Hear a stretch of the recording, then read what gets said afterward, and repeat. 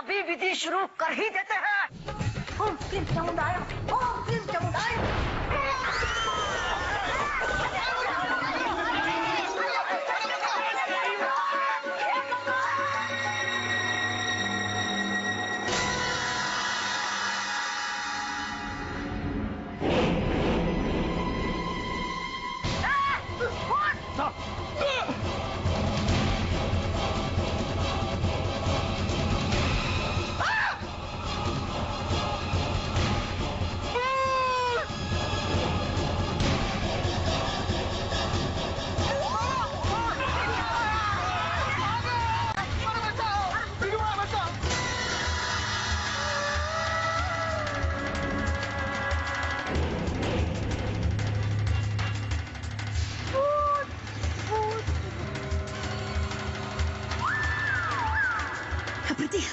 मैं तो कुछ समझी है। वो मुर्गा है ने, उसमें उस आंटी की आत्मा नहीं आई, वो डायरेक्टली उस आंटी बन के आ गया है। अरे डरिए मत आप लोग। सॉरी। देखिए मैं आ गया हूँ, आप लोग डरिए मत, आप लोग बाहर आ जाइए। अरे बाहर कैसे आए? बाहर जाने के रास्ते पर तो वो खड़ी है। मेरा मतलब वो बाहर नहीं है, मेरा मतलब है आप लोग जहाँ जहाँ छुपे हैं वहां से बाहर आइए और आप अंदर आइए। आइए सब लोग आइए,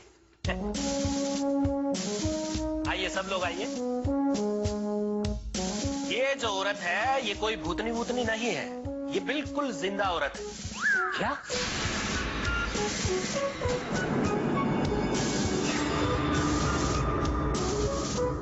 और ये जो बाबा खड़ा है ना बटला, ये बाबा नहीं है, इसको कुछ नहीं आता, ये मुर्गी चोर है, लंबू उस्ताद।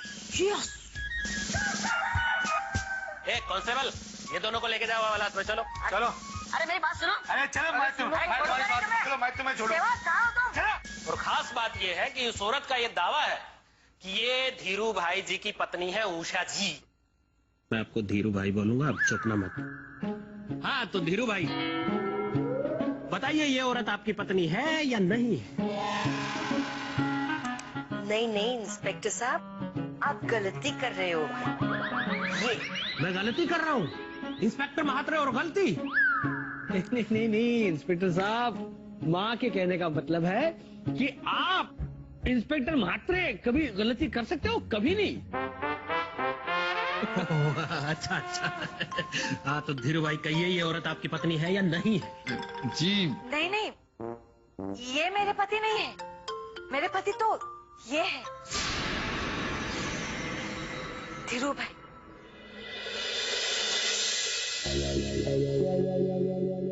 देखा, पकड़ी गई ना चोर कहीं की। अरे धीरू भाई ये नहीं है, धीरू भाई वो है। अब तुम सच बताओ, तुम कौन हो? तुम झूठ बोल रही हो, मुझे लगता है तुम चोरी करने के इरादे से इस घर में घुसी हो। तुम उषा जी हो ही नहीं सकती। सच बताओ कौन हो, बोलो। मैं उषा हूँ। उषा का नाम लेकर तुम झूठ मत बोलो, तुम एक चोर हो, चोर। मैं चोर नहीं हूँ। चोर हो, क्योंकि चोर ही दबे पाव घर में घुसते हैं, चोर ही सब लोगों से छुपते फिरते हैं, और चोर ही सवाल पूछने पर टेटे पेपे करते हैं। सच बताओ कौन हो तुम?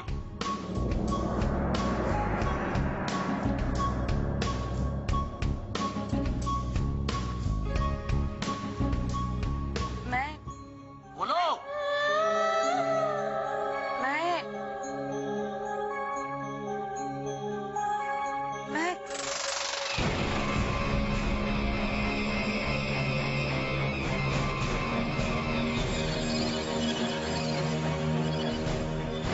ये चक्कर भी आने लग गए हैं, नौटंकी चालू है इनका। सीमा, इनको लेके जा।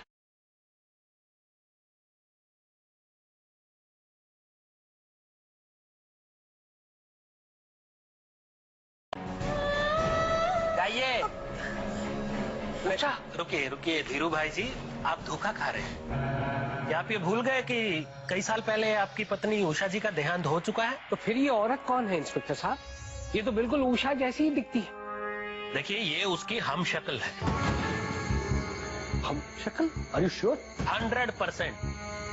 ये उन्हीं चोरों की टोली में से एक है जिन्होंने आपके यहाँ से ट्रॉफियां चुराई थी।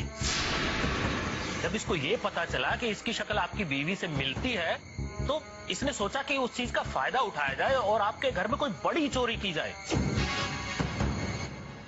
रात को जब हमने इसको घूमते हुए पाया और इसको पूछा कि तुमने ट्रॉफियां क्यों चुराई थी, तो बस इसका नाटक चालू हो गया। रोने लगी, चिल्लाने लगी कि मैं तो धीरू भाई जी की पत्नी हूँ, उनकी पत्नी उषा हूँ। अब भी ये नाटक इसलिए कर रही थी ताकि आप इमोशनल हो जाएं और ये हमारे चंगुल से छूट जाए। But don't worry sir, inspector Mhatre ऐसे टेढ़े चोरों को सीधा करना जानता है। चलता हूँ, टेंशन मत लीजिए आप लोग हैं।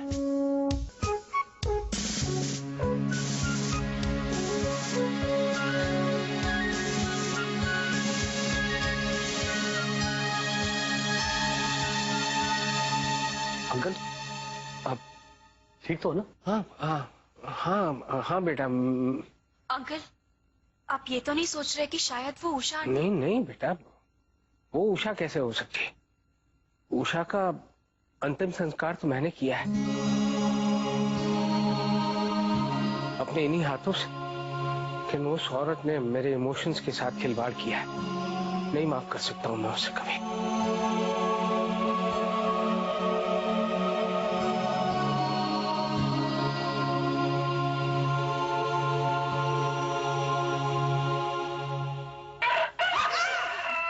लगता है उषा जी आ गई। माँ, अब भी नहीं समझिए। वो बाबा हमको मामा बना रहा था। ये तो हमें तभी समझ जाना चाहिए था जब बाबा ने एक मनुष्य की आत्मा को मुर्गे के शरीर में डालने की बात कही थी। ये तो पौराणिक कथाओं में ही संभव था। हाँ। आज तो असंभव है। अरे इसमें क्या असंभव है?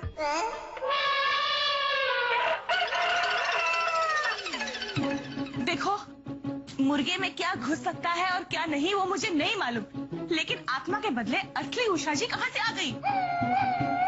ना प्रीति भाभी, यही बात तो तुम गलत करता है। वो कोई उषा जी नहीं है, वो तो उषा जी का डुप्लीकेट है, हम शक्ल। अंकल जी का ये सब प्रॉपर्टी देख के हमारे घर में आ गया, वो सब प्रॉपर्टी हड़प करने के लिए। बहुत अच्छा वो पकड़ा गया, हम बहुत खुश है। कैसे कैसे लोग होते हैं ना, कितना बड़ा झूठ बोलते हैं। शर्म भी नहीं आती है। कम से कम मैं तो कहती हूँ ऊपर वाले से तो डरो। उसको तो जवाब देना पड़ेगा कि नहीं?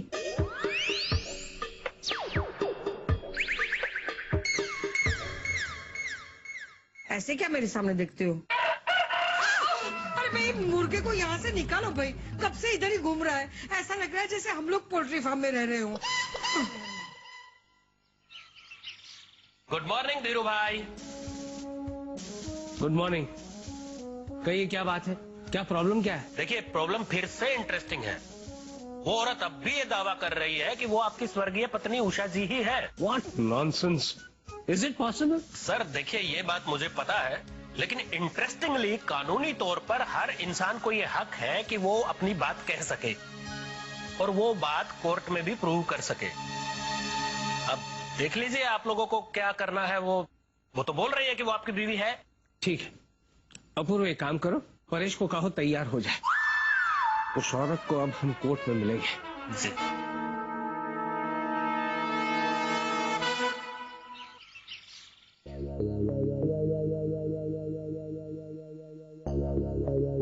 हेलो भानुदा। हाँ नमस्कार नमस्कार, कैसा है तुम? अरे अपना क्या चलता है दादा इधर। अच्छा दादा, तुमको फोन हम इसलिए किया है कि हो सकता है अभी 2-4 दिन में हमारा जेल में आने का प्रोग्राम बन जाए, तो अपना पंटर लोग को बोल के थोड़ा अरेंजमेंट करके रखना, क्योंकि हम फैमिली के साथ में आता है। 1 2 3 4 8 जन है दादा, 8 जन है टोटल। हाँ हाँ करो। तुझसे बात कर रहा है? भानुदा से बात करता है। ये जेल में हमारा रहने खाने पीने का सब अरेंजमेंट करके रखेगा ना? अबे हम यहाँ बचने के रास्ते ढूंढ रहे हैं और तू लड़ाई शुरू होने से पहले हथियार डाल रहा है। अरे राजू, आजकल जेल में भी बहुत भीड़ रहता है। अगर पहले से अच्छा फोन करके अरेंजमेंट कर लेगा तो अच्छा रहेगा, फैमिली है। हम में से कोई जेल नहीं जाने वाला। हाँ ऐसे हिम्मत हारने से कुछ नहीं होने वाला है। अरे अपूर्व, तुम कैसा बात करता है? अंकल जी ने साफ साफ बोला है हमारे साथ में कोर्ट में चलो, अरे तुम तो जानता है हम तो चोर है, वकील तो है नहीं। अरे कोर्ट का गेट के ऊपर में हमारा भांडा फूट जाएगा, बोलो। हाँ, आपकी बात में सच्चाई है परेश भाई। भाईला, कोर्ट में उस औरत का सच तो बाद में बाहर आएगा, हमारी ये नकली फैमिली का सच है ना, वो पहले बाहर आ जाएगा। उसके बाद फिर हम लोग सब। नहीं नहीं, ऐसा कुछ नहीं होगा। ईश्वर हमें जरूर कोई ना कोई रास्ता दिखाएगा। अरे भाई मुझे कुछ नहीं सूझ रहा। मेरी बात नहीं हो रही है। खाली जगह सा, इनसे कहिए माँ कहीं चली गई। हाँ, क्या भैया, माँ किधर? वो अंकल के पास तो नहीं चली गई? अरे परेश, जल्दी जाकर माँ को रोक, कहीं जाकर भगा ना कर दे। जा। हाँ जी, ठीक है, ओके ओके। समझी जी, जी ये मैं क्या सुन रही हूँ? आपने क्या सुना समधन जी? यही कि ये केस आप कोर्ट तक ले जाना चाहते हो? जी हाँ, आपने बिल्कुल सही सुना। अरे लेकिन समझी जी, हमारे जैसे सुंदर सुशील संस्कारी पढ़े लिखे परिवार के लोग कोर्ट कचहरी के चक्कर काटे, ये अच्छा नहीं लगता ना? समधन जी, आप गलत समझ रही हैं। वो औरत अभी भी मेरी बीवी उषा होने का दावा कर रही है, और आप जानते हैं कि ये गलत है। और ऐसे झूठे मक्कार लोगों को सबक सिखाने के लिए कोर्ट ले जाना बहुत जरूरी है। हाँ, लेकिन अगर ये केस कोर्ट तक गया तो न जाने कितने सारे झूठ बाहर आ जाएंगे। झूठ? क्या मतलब है आपका? मेरा मतलब है माँ, क्या कैसा झूठ? मुझे पता ही नहीं कि मैं क्या बोल रही हूँ। क्या है समझी जी, ये कोर्ट कचहरी की बातें आते ना तो मैं जरा बहुत नर्वस हो जाती हूँ। आपको नर्वस होने की क्या जरूरत है? देखिए ये मत। अच्छा, अरे हमारे पास एक होनहार वकील है परेश। इसीलिए तो नर्वस हो रही हूँ। क्यों? मैं तो सिर्फ इतना जानती हूँ कि हमें कोर्ट तक नहीं जाना चाहिए, और परेश को तो ये केस बिल्कुल नहीं लड़ना चाहिए, वरना गड़बड़ हो जाएगी। समधन जी, समधन जी, ऐसा क्यों कहा उन्होंने कि गड़बड़ हो जाएगी? लेकिन माँ, आपने ये सोचा है कि आपने जो अभी अंकल के सामने भगा मारा, उसके बाद अंकल जब अपूर्व भाईले से पूछेंगे कि समधन जी ने ऐसा क्यों कहा, तो भाईला क्या जवाब देगा? अपूर्व, समधी जी। Happy birthday to you.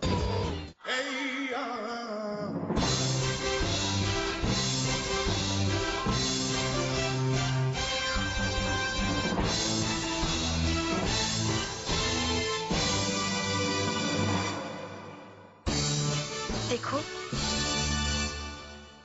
मैं माँ हूँ ना तुम लोगों की, इसलिए मुझसे अपने बच्चों की परेशानी देखी नहीं गई। हाँ, इसीलिए परेशानी को और बढ़ाने चली गई थी ना? अरे मेरी माँ, या भगा मारना कब बंद करेंगी आप यार? तुलिका, माँ से ऐसे बात नहीं करते। Good boy. देख देख, अपने बड़े भैया से कुछ सीख। अब तू बंजारन नहीं रही है, एक पढ़े लिखे संस्कारी परिवार की बेटी है। सॉरी, लेकिन माँ, आपने ये सोचा है कि आपने जो अभी अंकल के सामने भगा मारा, उसके बाद अंकल जब अपूर्व भाईले से पूछेंगे कि समधन जी ने ऐसा क्यों कहा, तो भाईला क्या जवाब देगा? अपूर्व, समधी जी, अपूर्व। ना, जाओ पुत्र जाओ, कुरुक्षेत्र तुम्हें पुकार रहा है। और चिंता मत करना, मेरा आशीर्वाद सदा सदा के लिए तुम्हारे साथ है। थैंक यू माँ, थैंक यू। मेरे आने की जरूरत है साथ? नहीं, सब लोग संभालो। राजू चल। मेरा जाना जरूरी है। अरे चल ना भाई, चल चल। अपूर्व, समधी जी। अरे समधी जी, हम यहाँ आइए। अरे एक वहाँ बैठना? समझी, एक मिनट अंकल, यहाँ पे आ रहा है। हाँ, जी।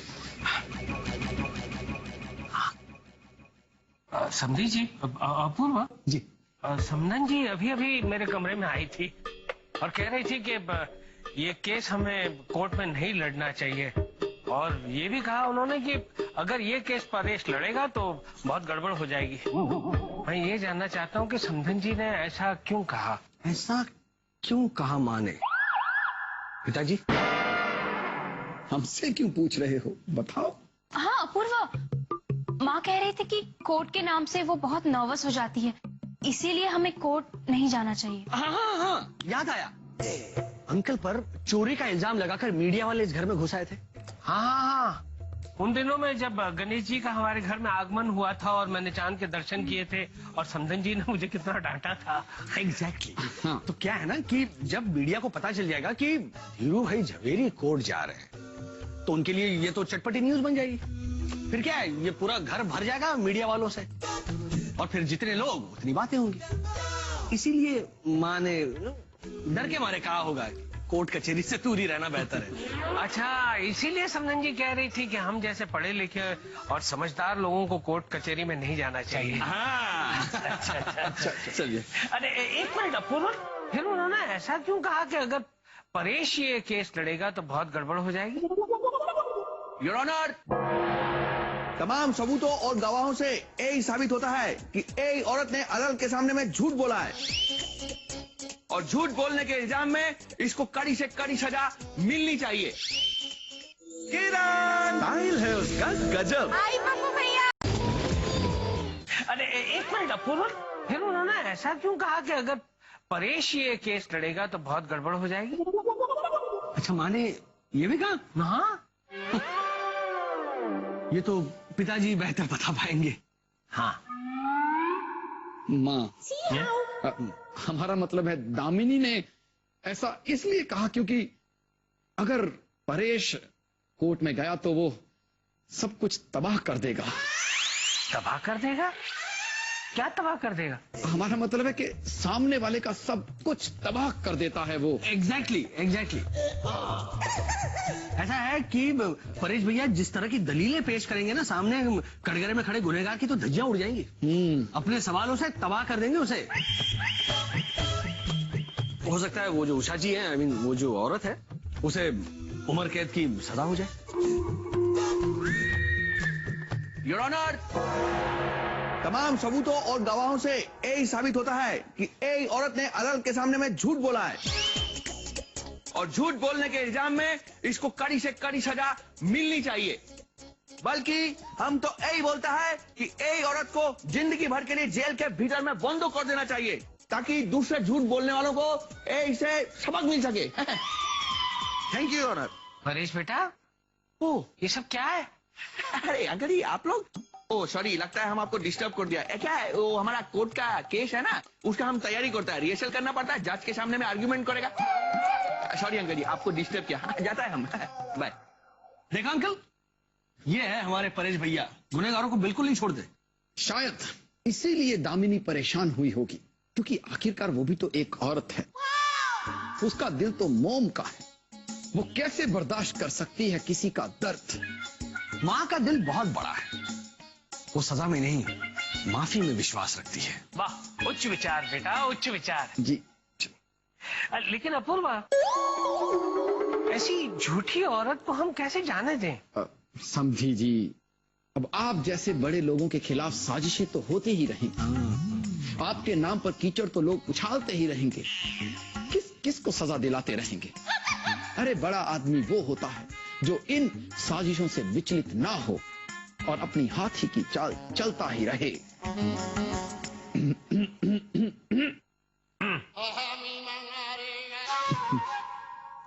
बुजुर्गों ने है फरमाया के यूं ही चला चल रही, यूं ही चला चल रही, जीवन गाड़ी है एक समय पहिया। अर्थात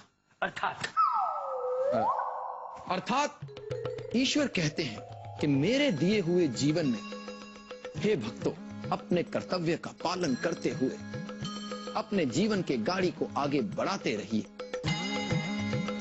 फिर चाहे इसमें कितनी ही बाधाएं क्यों ना आए, कितनी ही आपके खिलाफ साजिशें क्यों ना हो, अपने जीवन की गाड़ी को इसी तरह आगे बढ़ाते रहें। वाह वाह, उच्च विचार समझी जी, उच्च विचार।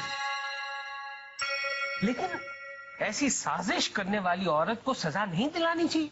नहीं क्या है अंकल कि अगर हम ये केस पब्लिकली ना लड़ रहे होते ना तो उस औरत को हम जरूर सजा दे पाते, लेकिन उसके लिए कोर्ट जाना होगा। कोर्ट तो यहाँ इस घर में तो आ नहीं सकता ना। What a bright idea! Apoorva, what a brilliant idea! Court घर में क्यों नहीं आ सकता? अरे सुप्रीम कोर्ट का जज वो चौधरी मेरा अच्छा दोस्त है। मैं अभी उसे बुलाता हूँ और उसके सामने उस फरेबी औरत की धज्जियां उड़ाएगा वो परेश हमारा। घर में? अरे अंकल जी, हम जब दलील करता है ना अदालत में तो बड़ा बड़ा चोर का भी हालत खराब हो जाता है। वो क्यों? क्योंकि हम जस्टिस चौधरी का चेला है। तुम जस्टिस चौधरी को जानते हो? जानते हो? अरे हमारी आंख के सामने ही तो लॉयर से जज बना है। अंकल जी हम तो उनका